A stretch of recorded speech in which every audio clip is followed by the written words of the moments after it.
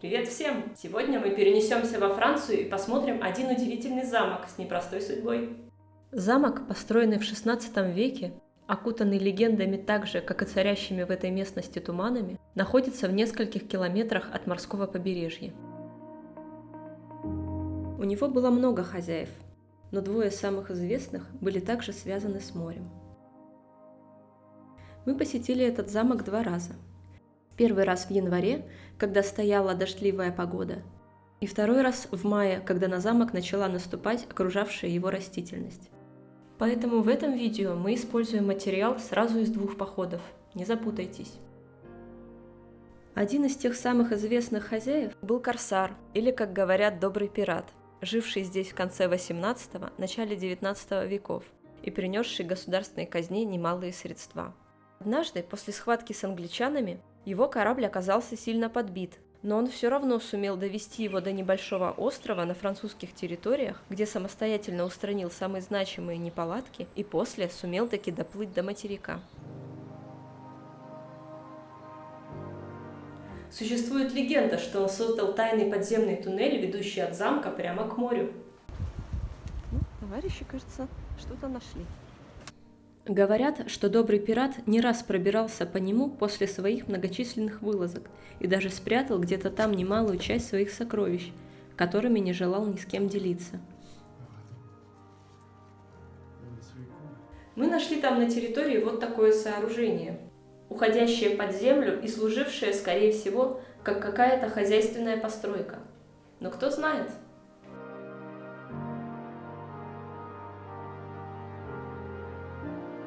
Второй известный хозяин, также отважный капитан, работавший на Суэцком канале и поселившийся в замке уже на пенсии, пристроил к замку в середине 20 века самую высокую башню, поднимаясь на которую теперь мог видеть море.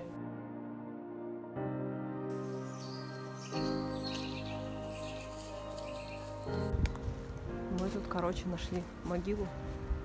Но там на арабском написано. Мы ничего не поняли. На территории замка находится и странное захоронение – высокая могильная плита с надписями на арабском. Как мы выяснили, там всего лишь была приведена немного переделанная цитата из Корана. «Во имя Бога милосердного, тогда к нам вы все вернетесь. Всему на земле суждено исчезнуть. Останется только лик Господа вашего, полный величества и благородства». Говорят, что здесь похоронен арабский друг капитана, который был ему невероятно дорог, но никаких других подробностей об этом нет. На надгробии отсутствуют имя и даты.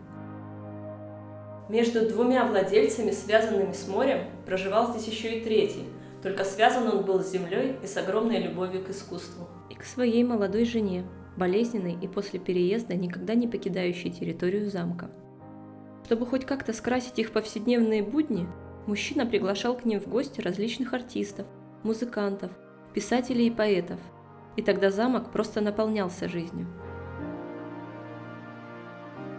Его жена умерла в 1913 году в стенах замка, но ходит легенда, что она так до конца его и не покинула, и на рассвете можно заметить ее призрачный силуэт в задумчивости, стоящий у окна.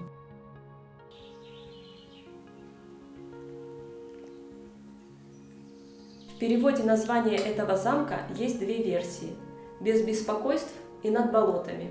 И действительно, находится он немного на возвышенности, а снизу – болота и ручьи, бегущие в сторону моря. От городка неподалеку его ограждает большой парк с высокими столетними деревьями, посаженными корсаром, в котором также есть и диковинные растения, привезенные капитаном из Африки. После смерти капитана замок перешел в собственность города, открывшего в его стенах школу. Но в 80-х годах, после Нового года, здесь случился страшный пожар. Здание практически выгорело изнутри. Все шикарные интерьеры, создаваемые разными владельцами в течение веков, все дубовые панели на стенах и величественные деревянные лестницы исчезли в пламени. 6 часов утра. Еще очень темно, но пламя уже поднялось до небес. Чтобы предупредить спящих в 200 метрах от замка более 200 учеников и профессоров, первым увидевший пожар работник кухни не придумал ничего лучше, чем разбудить их клаксоном из своей машины. Проблемы с телефоном замедлили прибытие пожарных, а разгоревшиеся дубовые панели на стенах замка требовали слишком много воды, чтобы их потушить, которой постоянно не хватало. Что послужило причиной пожара, так установить и не удалось. Замок возродили только к началу 2000-х. Была создана ассоциация, произведшая модернизацию внутренних помещений и восстановившая парковые сады. Таким образом, он приобрел современные интерьеры и был оснащен современным оборудованием. Так как Вадим у нас занимается паркуром и скалолазанием, у него получилось попасть внутрь. Вадим – единственный из нас, кто смог посмотреть замок изнутри, но от прошлого величия там уже мало что осталось. Помещения, где раньше были шикарные приемные залы и хозяйские покои, сейчас просто напоминали учебные классы в современном оформлении. Правда, такие вот кассеты уже немного устарели.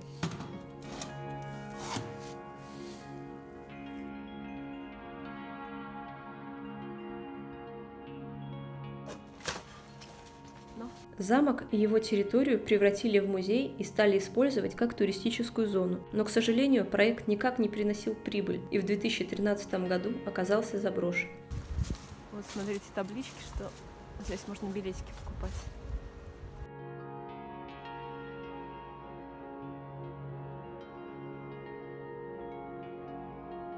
Замок Корсара находится на отшибе одного маленького городка. Со всех сторон его окружает лес и когда-то красивый ухоженный парк, превратившийся сейчас просто в заросли. На территории замка есть небольшая часовня, построенная с ним примерно в одно время. Она была плотно закрыта, поэтому заснять мы ее смогли только через окно.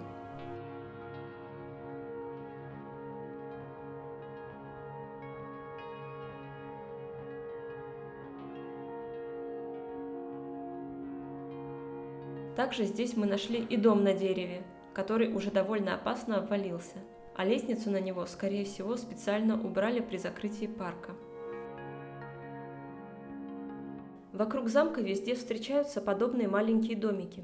Их точного предназначения я не знаю, но предполагаю, что они были построены или для птиц, или для хранения садового инвентаря.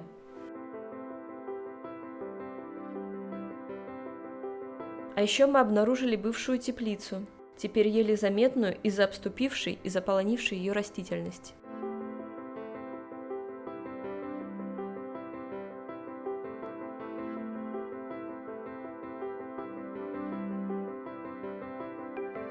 Сам замок Корсара находится на возвышенности, но если спуститься вниз по его заросшим тропинкам и старым каменным лестницам, то можно оказаться в удивительном месте, так называемой в местном фольклоре долине потерянного мира. Здесь начинаются густые, поросшие плющом леса, болота, маленькие ручейки и сменяющие их после в сторону моря поросшие травой поля. Чтобы удобнее было проходить заболоченную местность, через нее перекинули деревянный мостик, сейчас уже сильно постаревший и начавший обваливаться. Но когда осторожно заходишь на середину этого мостика, то видишь чуть в отдалении небольшую заводь, поросшую светло-зеленой растительностью, сразу бросающуюся в глаза из-за своего яркого цвета. Что там, Гера, ты видел? Видишь, какая там болотина классная. Добро пожаловать в парк юрского периода.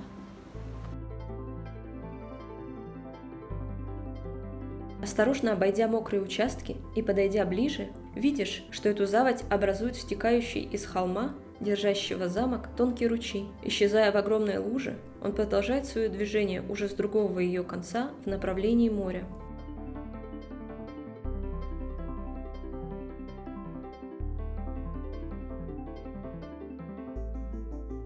Это место и в самом деле непростое. В местном фольклоре про него существует легенда.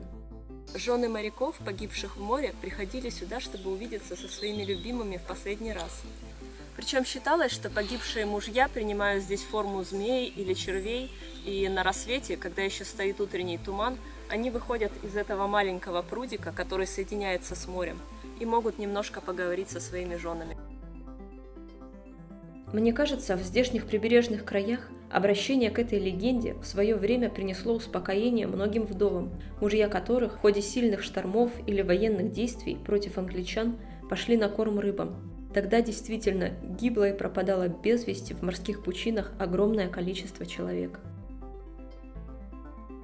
Очень жаль, что замок с такой богатой историей и связью с местным фольклором сейчас стоит заброшенным и никому не нужным.